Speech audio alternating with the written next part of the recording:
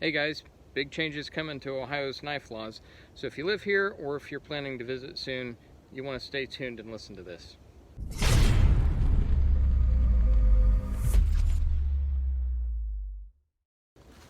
Okay guys, so to start off, I'm not a lawyer. This is just my personal reading of it, so take it with a grain of salt. I encourage you to read the bill and read the law yourself and make your own decision. So now that we got that legal disclaimer out of the way, I did want to bring to your attention there are two major changes to Ohio's knife law.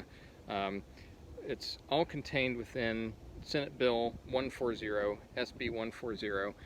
Recently got signed by the Governor DeWine, and it takes effect April 10th. So just keep that date in your head. Everything stays under the old law until it takes effect on April 10th. Okay, so the first one deals with the manufacture and sale of knives. I'm not really going to go into that. It basically makes it legal to manufacture and sell switchblades and gravity knives and things like that. For most of us that are just not manufacturers, the bigger change is to the concealed carry law in terms of what kinds of knives you can have concealed on your person. So just to give you kind of a background of how the law is now, Ohio is an open carry state, so you can open carry weapons as long as they're fully visible to the public. You can go full up Highlander and have a sword strapped to your back if that's how you like to roll. But when it comes to concealed carry, it is illegal to conceal carry a weapon on your person, right? So there is a concealed carry permit for handguns, but that doesn't cover anything else. It doesn't cover knives. There's a lot of misconceptions about, well, I got a concealed carry license. It only covers handguns. So you can still get in trouble if you have a knife on you that is considered a weapon. Okay, and so what is considered a weapon? Well, it's very subjective, right? So a lot of your standard friction folders and slip joints and those kinds of grandpa knives, those are definitely going to be considered non-weapons in most cases. Your standard folder knives, even the assisted open, usually those I think would be considered non-weapons. Typically where you start getting into issues is switchblades, autos, daggers, karambits, knives that were more designed as a self-defense tool.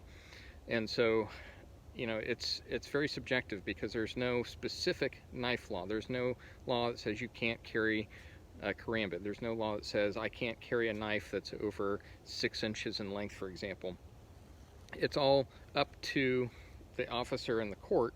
So it gives a lot of gray area, and that's why this new bill, this new law now, is so important, because it really makes things black and white. So now you can conceal carry any knife that you want. So that means things like this Ganzo auto that opens with a push button, that's boop, that will be okay. Things like let's see, this out the front, boom. I think a lot of times if you get stopped with this and it's fully concealed, this would usually be considered a weapon by the officer, and you could get in trouble for that. So that is but if you open carry, no problem. And then the other thing is daggers, right? So you can now conceal carry daggers starting on April 10th. Not now, on April 10th. Okay, the new law, you can carry any of these. Now the caveat is you can carry them as long as you don't actually use them as a weapon. So the minute you use it in a self-defense situation and it was fully concealed, then you're going to run into issues with the law. But it really kind of clears things up, and it allows a lot of flexibility now. If you like carrying autos, which a lot of people do, then there's going to be no issue starting on April 10th. Okay, you can carry those suckers fully concealed.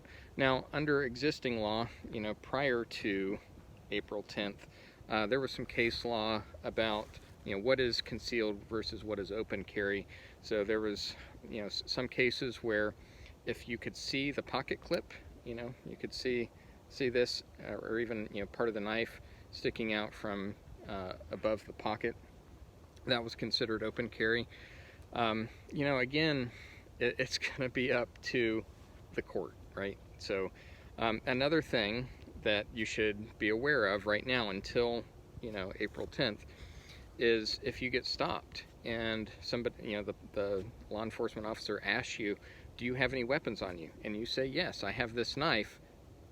Now it's a weapon because you called it a weapon. Even if you just carry it for opening boxes and that kind of thing, if you say it's a weapon, it's a weapon. Okay, so you know, typically, you know, if you're concealed carrying something like this, you know, this is a tool for doing everyday tasks. You know, cutting string, opening boxes, whatever. All right, but it's not a self-defense tool.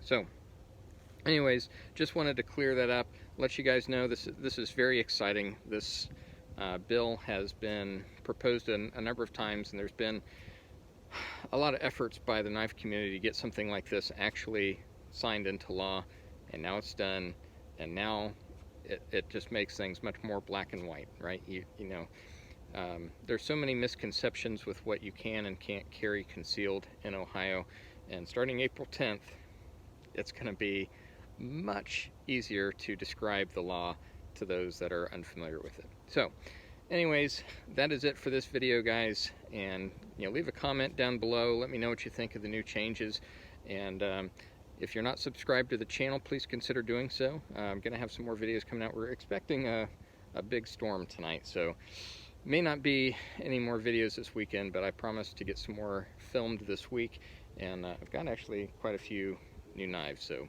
anyways, some big ones too. Got a like a 14-inch blade on one, so getting excited about that. Anyways, see you guys next time. Thanks for watching.